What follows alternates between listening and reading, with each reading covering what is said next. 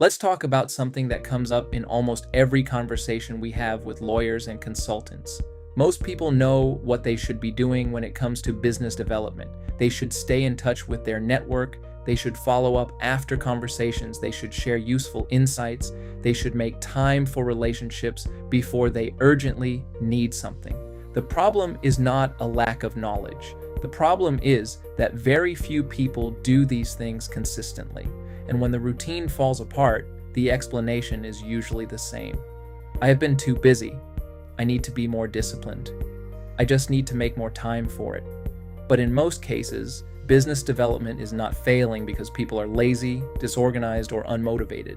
It is failing because they are treating it like a strategy problem when it is really a habit problem. There is often a huge gap between intention and execution. Someone decides they are going to take business development more seriously. They block an hour in their calendar, they write a long list of people they should contact, they promise themselves they will be more consistent. For a week or two, it works. Then client work becomes busy, the calendar fills up, the routine starts to feel like extra work.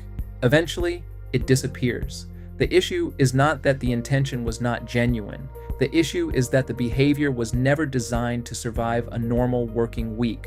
Most people rely on motivation, willpower, or pressure to make business development happen. But those things are inconsistent. Some days you feel motivated, some days you do not. Some weeks are calm, others are completely full. A useful habit cannot depend on you feeling ready. It needs a structure.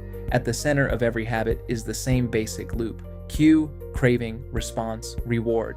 Once you understand this loop, habits become much easier to design. The cue is the trigger. It is the moment that tells your brain, now we do this. In business development, cues are often already built into your day. Opening your laptop, making your first coffee, finishing a client call, opening LinkedIn, checking your inbox. The problem is that most people do not connect their business development behavior to a specific cue.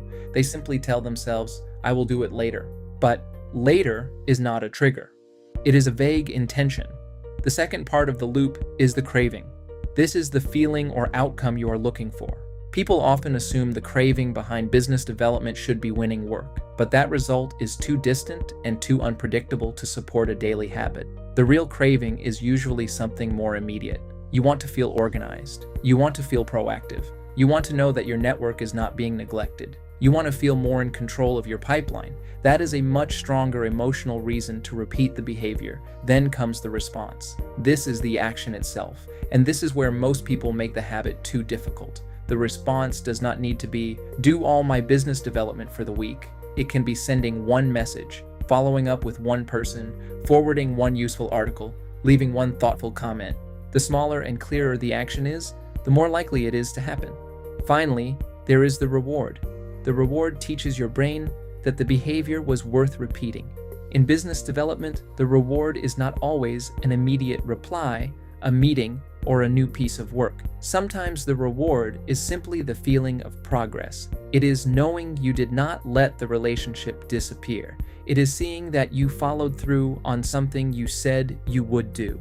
It is the relief of knowing that business development is moving, even in a small way.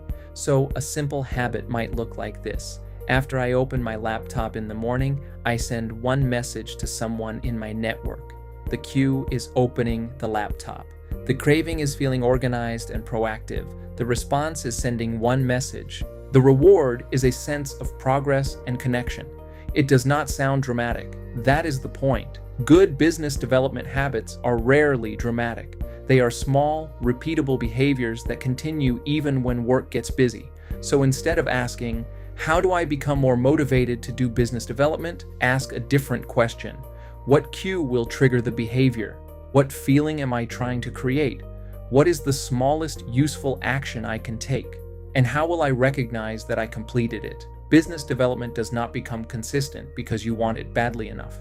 It becomes consistent when the behavior has been designed properly.